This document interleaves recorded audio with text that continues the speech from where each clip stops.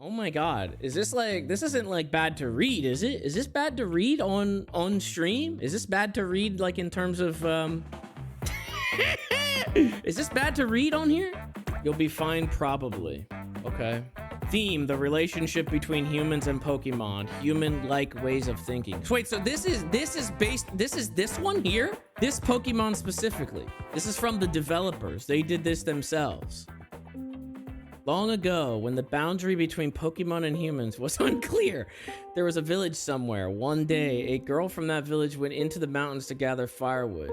She found well-dried deadwood deep in the forest, so she kept going further in. Before she realized it, the sun was setting. She had lost her way. Around her, there were droppings from a Typhlosion, which made the girl anxious. Just then, a man appeared from the other side of the forest. His face didn't resemble anyone in the village, but he was very handsome. The man said, "You must be lost, right? I know the way down the mountain, but with your pace, it would be midnight before we get there. I'll take you back tomorrow morning. Why don't you just rest at my place tonight?" Oh god, this is setting up for disaster. The girl had no choice but to agree to the man's suggestion. The man took her hand and began to walk. As evening fell, they arrived at a large cave. Wait, what? Wait, come back to my place is a large cave? This is my home. You must be hungry, right? Wait here. Saying that, the man went outside the cave. After he left, a red light shone from afar away in the mountains. It sounds like a horror movie now. And there was sound of trees swaying. Before long, the man returned carrying many red berries. Eat this, then let's sleep for the night. Even if you wake up before I do, don't look at my face. The next morning, when the girl woke up, the man was still asleep. She honored their promise and stayed laying down, waiting. Before long, she fell back asleep. She was awakened by the man's voice. When she looked outside, the sun was already setting. Today, we'll eat green berries. Wait here. With that, he went out of the cave. After he left, the same red light shone from far away, and the sound of trees swaying echoed once more. By the time the sun had set completely, the man returned carrying many green berries. Eat this, then let's sleep for the night. Even if you wake up before I do, don't look at my face. The girl expressed her concern that her family would be worried and that she wanted to go home soon. The man yawned widely and tapped her on the head. At that moment, she completely forgot about her family and home. The two of them ate the green berries together, then fell asleep. Oh my god. What the fuck was Game Freak on when they were fucking writing this? The same routine continued, with them waking up when the sun had set, the man going out and gathering berries, and the two of them eating and sleeping together. Eventually, the girl realized that the man was a Typhlosion. Just out of nowhere. What the fuck? There was no build up to that. It was just instantaneous. She just realized that he was a Pokemon. As winter approached, the Typhlosion dug deeper into the cave and said to the girl, "Go and gather wood for firewood. Break off the branches from higher parts of tall trees." The girl tried to do as the Typhlosion instructed, but the tall trees scared her, so she could only climb the shorter ones. When she brought back some branches, the Typhlosion said, "That won't do. If it's not from higher branches, humans will find us." When the snow began to fall, the two of them lived in the depths of the cave, mostly sleeping. There was plenty of food. Occasionally, they would wake up, eat, then go back to sleep. One day, when she awoke, the girl was holding a child. I don't know.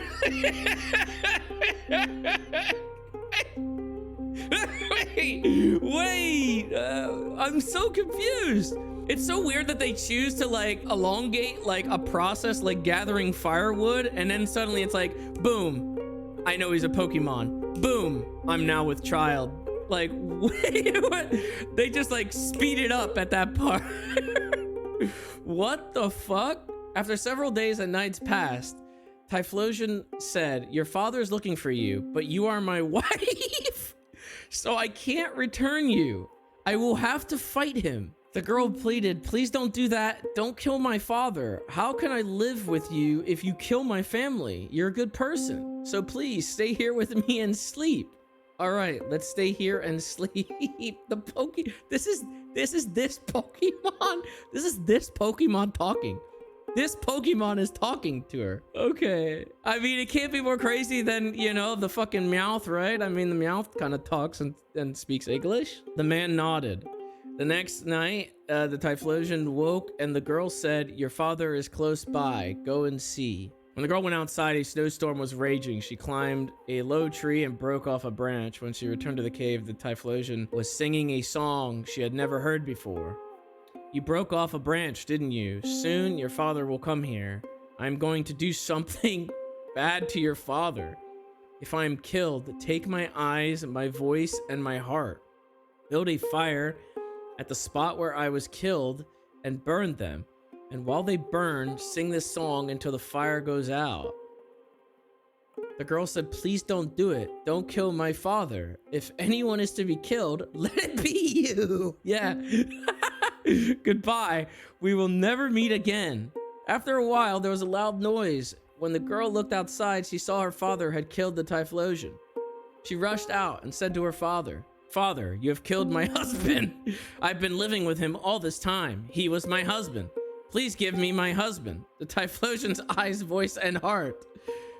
The girl built a fire at the place where the Typhlosion had been killed, put his eyes, voice, and heart into the flames. She sang the song the Typhlosion had taught her until the fire burned out. The girl's father built a small hut on the edge of the village for the girl and her child to live in. Eventually, spring arrived. Young men of the village often teased and tormented the girl and her child. It became worse over time, and one day they tried to... Oh, Jesus. They tried to drape a Typhlosion's pelt over them. The girl returned home and pleaded with her parents. "Please tell the villagers to stop teasing us. If they put that pelt on us, we will surely become Typhlosion. We are already half Typhlosion as it is." Despite the parents' pleas, the villagers did not listen. In fact, they found it even more amusing and eventually draped the Typhlosion pelt over the girl and her child. At that moment, they howled loudly and vanished into the depths of the forest. The two were never seen again. And so, people came to understand Typhlosion are half human beings. What the fuck? Who wrote this? Why did they have, there's a handful of questions? Not like a crazy amount. It's pretty self-explanatory.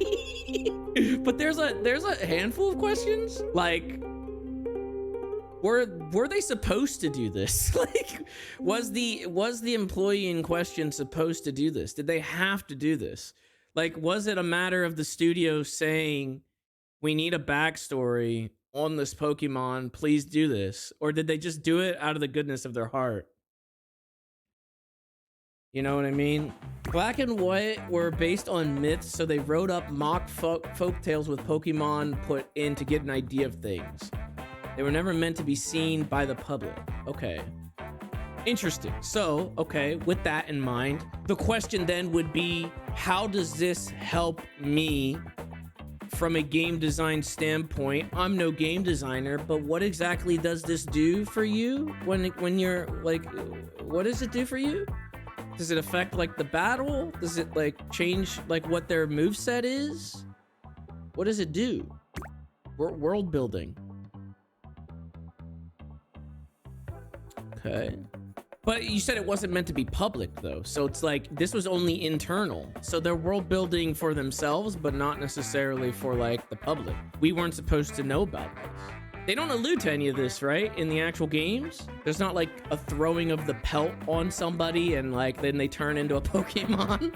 I'm just trying to understand, guys. I'm just trying to understand. I just want to know the ins and outs of how this all came to be. I know I was never supposed to see this, but it's out there now. It's on the internet now. So like, I just want to know in the product that you would play, how this correlates to that, basically, you know? That's all. I just want to know like how this helped the devs move along, because they had to have told somebody to do this. Someone link him the octopus one. Oh god, there's another one? No way. Is this also in the same leak? There's a few. Is this all from the same writer? here? Was this somebody's job? Is there somebody's job at Game Freak just to fucking... Bro, I could fucking do this. Anybody could fucking do this. Is this their job? Take a Pokemon and write a fucking backstory about them? Their job is to write smut. That's crazy. Whoa. This is another one. Is this the octopus one? Octillery. Okay, let me just get I need to get a visual reference because I need to know what... Jesus Christ. Bro, when you type this in and these are your search results... This is a fresh browser, by the way, okay? It's not like I'm sitting here fucking looking up Pokemon, but this is the search results just by searching this? What the fuck is going on? What the fuck is going on? Okay, this is what we're working with. This is what it's about. This one. Oh gosh. Look at its... Yeah, all right. The collapse of culture and relationships. There was a time when the boundary between Pokemon and humans was blurred. I love that they always start with that. Like, that's literally, they have to get that out of the way right out of the gate. Like, the line was blurred, guys. This was a blurry line at the time. In a coastal village, there was a man. One day, as he was walking along the shore, he found a female Octillery washed up on the beach. Oh, God. Oh, God. The man had relations with the Octillery and then threw it back into the sea. What? The next day, he went to the same spot and found the same Octillery again. He once more had relations with it and threw it back into the sea. What the fuck? So he went to the coastline, saw one of these, and again, in the search, the fucking like fifth one down, female, I don't know what's going on here. And then he fucked it. He fucked it twice. The line is blurred. The line is definitely blurred. And then he throws it back into the sea twice. One night, after several days had passed, the man had a dream. In the dream, the Octillery spoke to him. I cannot come to you, but I will deliver our child to you. It is our child, yours and mine. The next morning, the man went to the place where he had met the Octillery. There, he found a boy. The man took the boy home and raised him. Time passed, the boy grew into a young man, and the father passed away. Jesus, we're fast forwarding again. The young man was always lonely. One day, as the young man was walking along the shore, he saw a group of people playing in the distance. They all held very large swords in their hands as they danced. The young man approached the people, and as he got closer, he saw that Sharpedo were playing along the beach. Okay, let me just get the reference for that. Sharpedo. Let me make sure that I know it. Okay. Just want to make sure that we're like on the same page as to what I'm looking at here. When he tried to get even closer, the Sharpedo suddenly leapt into the sea all at once. However, one Sharpedo lingered, looking around 3 times before swimming away. At the spot where Sharpedo had been playing, there was a large sword lying on the ground. It was a shape he had never seen before. It was very sharp and pointed. The young man took the sword home. What shape was it? What does that mean? A shape that he's never seen before? What fucking kind of shape is this? Some distorted octagon? What the fuck kind of shape could a sword be that you've never seen before? Phallic.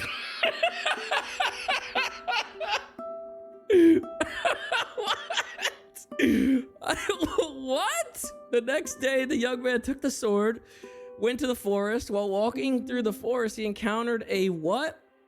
You're soaring? You soaring? That's a bear.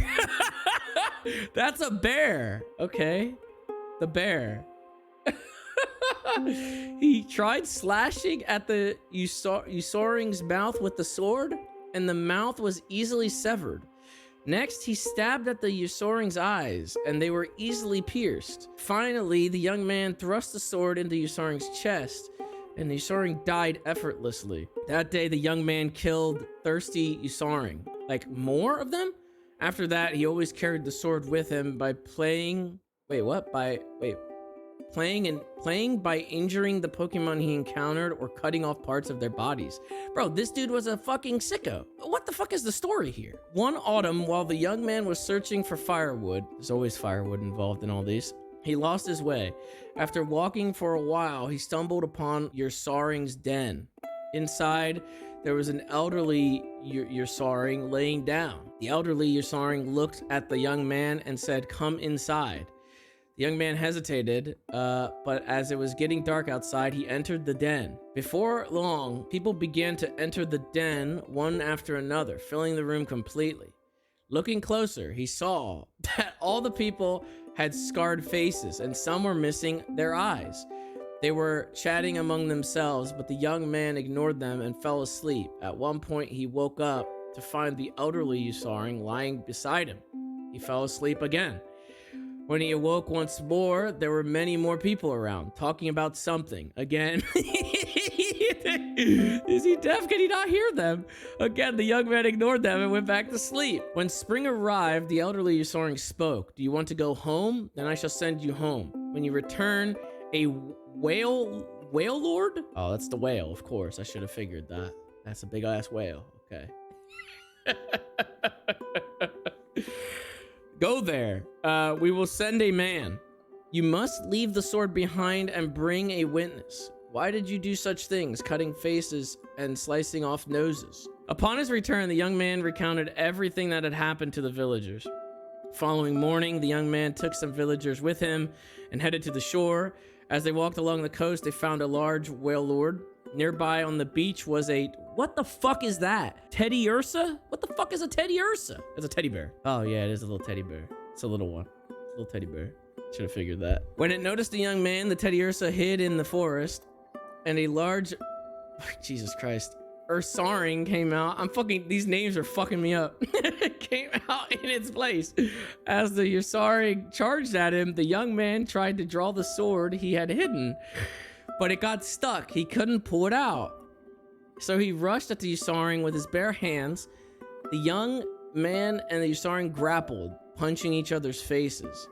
They strangled each other with all of their strength, and so they choked each other to death, collapsing on top of one another. They choked each other to death.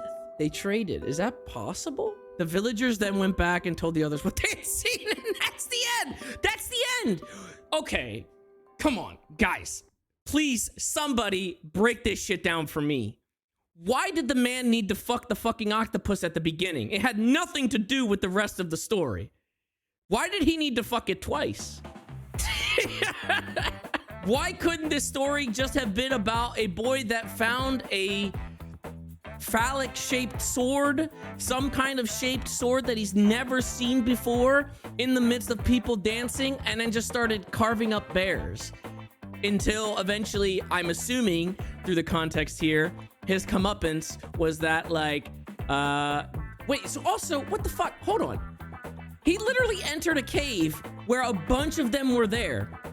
And in the context, it's supposed to be like, those are the people that he fucking cut up because they're missing eyes and their faces were all scarred and all that shit. So it's like, he's sleeping and they're surrounding him with an old elder one, right? They could literally kill him at that point. They could kill him. But instead, they let him go in some diabolical plan to leave the sword behind and go to the water where he has a one-on-one duel with a bear, and then he takes one more out on the way out because they choke each other out.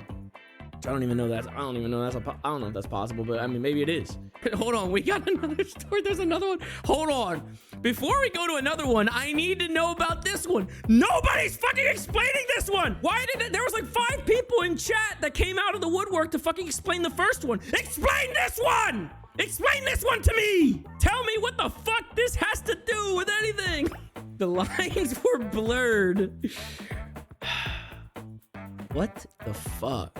What the fuck? What the fuck, guys? What the fuck? Okay, picture this in your mind, right? Somebody, like, let's just lay it all out there, okay? Somebody is hired to a AAA video game company to do this. This is their job. Imagine you walk in as a game developer and this shit is like thumbtacked to a board. This from top to bottom. As a developer, what do you do with this information? It's probably it's probably an ex-employee that was fired for being freaky and they kept the stories in an HR document. Read the last story. Okay, I can read the last story. I'm not really happy that like we haven't gotten any explanation on this one at all. Mimics are folktales in the real world. These stories were probably just supposed to be one of the things for world building. Okay, but I accept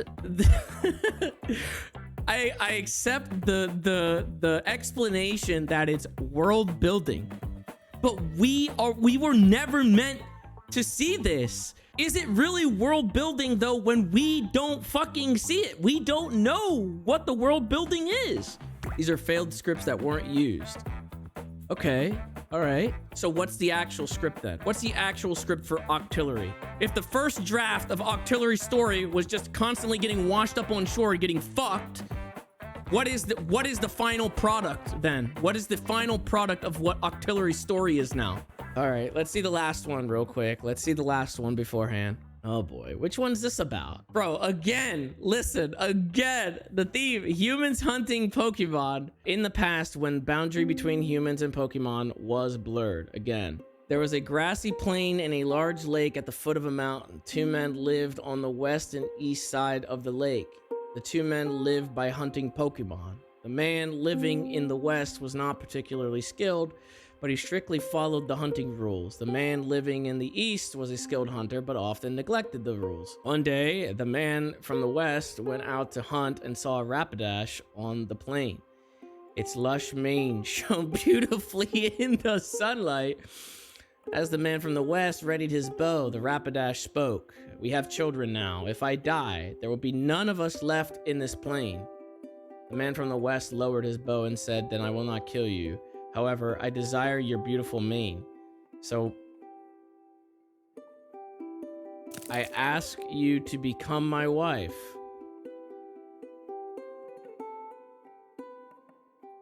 The Rapidash became the wife of the man from the west. After about 2 months, Ponyta began to appear on the plains. The man from the west was riding on the back of his wife, Rapidash, running across the plain. Eventually, they reached a place where many Rapidash and Ponytas were resting. The wife said, "These are my husbands. If you need, you may hunt them. If you treat them with care, they will not die. However, do not kill the female Rapidash or the Ponyta. The female Rapidash are my sisters, and the Ponyta are my children. That means the female Rapidash are your sisters-in-law. And the Ponyta are like your children." World building, world building. A few days later, the man from the east went out hunting. When he reached the plains, he found a Ponyta. He immediately shot an arrow and killed it. As he continued looking for more prey, he encountered a Rapidash. It was a female Rapidash. The Rapidash tried to say something, but the man from the east ignored it and shot his arrow. He then cut off the mane of the Rapidash he had killed, and proud of the beautiful mane, decided to show it off to the man from the west. He wrapped the mane around his head and headed home. Eventually, tired of walking, the man from the east decided to rest under a large tree by the lake. As the man from the west and his wife, the Rapidash, walked along the lake shore, they saw a glimpse of the Rapidash's mane under the shadow of the big tree. "He is male. He has no children. So if you need, you may hunt him," said the wife. With that, the man shot an arrow at the Rapidash. When he approached the prey, he found the man from the east lying there, wrapped in the Rapidash's mane. Oh, they thought he was a Rapidash because he wore its mane. "Take this mane back with you, and when you hunt Rapidash, follow the rules I have told you." With those words, the Rapidash said farewell to the man from the west and returned to the plains. Okay. I'm a little lost on this one. This doesn't give any kind of like background to the Rapidash or the Ponyta. It doesn't like help me learn anything about them. The lines were blurred. There's another one? No, there's another one. Original Sin based on the current Pokemon world.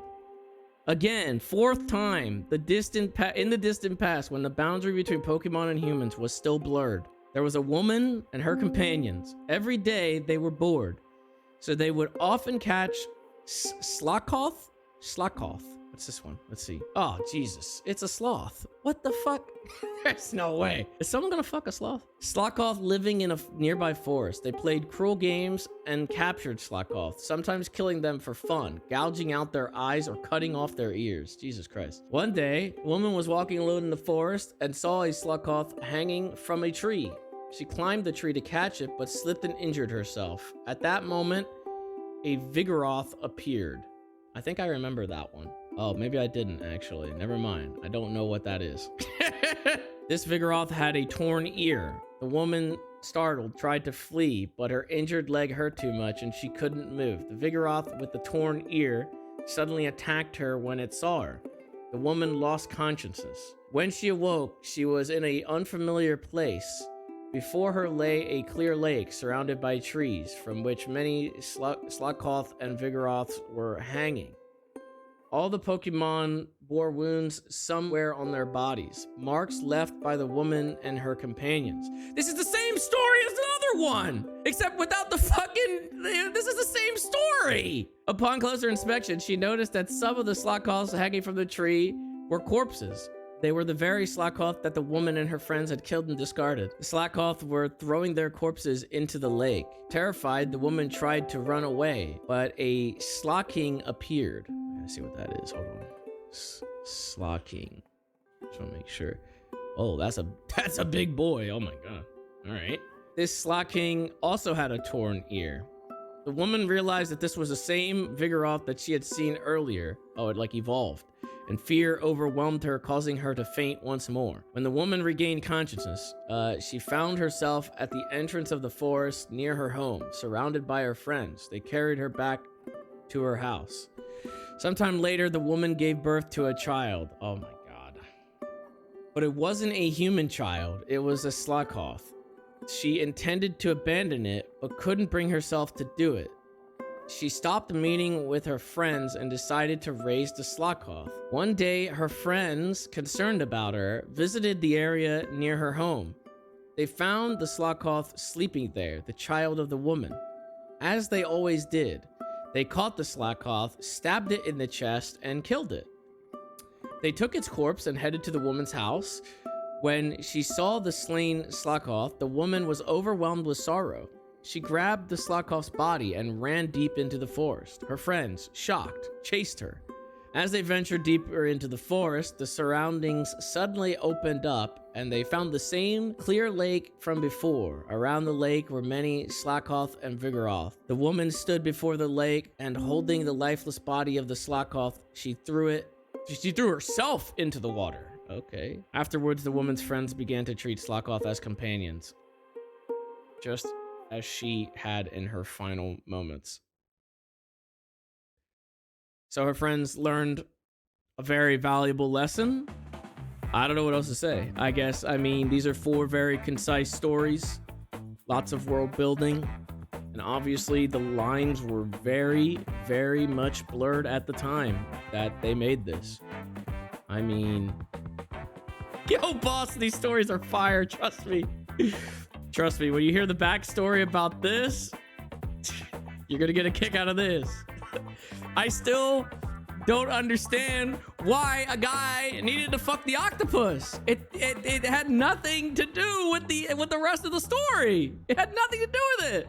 I'm like a third party here. I'm not like a big Pokemon person. So like, I'm kind of just an outsider reading this for what it is and trying to connect the dots. But I can only imagine, like, you know, maybe, you know, some people that are like really into all this. I don't know, like, what does this do for this? Like, shakes up their foundation, like, to the very core. I mean, some of these Pokemon are ruined. This is ruined. I'll never not think of this octopus Pokemon the same way now. Well, thank you for that, guys. I literally, this only happened because I asked what was new in gaming news, and this is what you guys gave me. I want you to understand that. I asked what is new in gaming news, and this is what you guys sent me.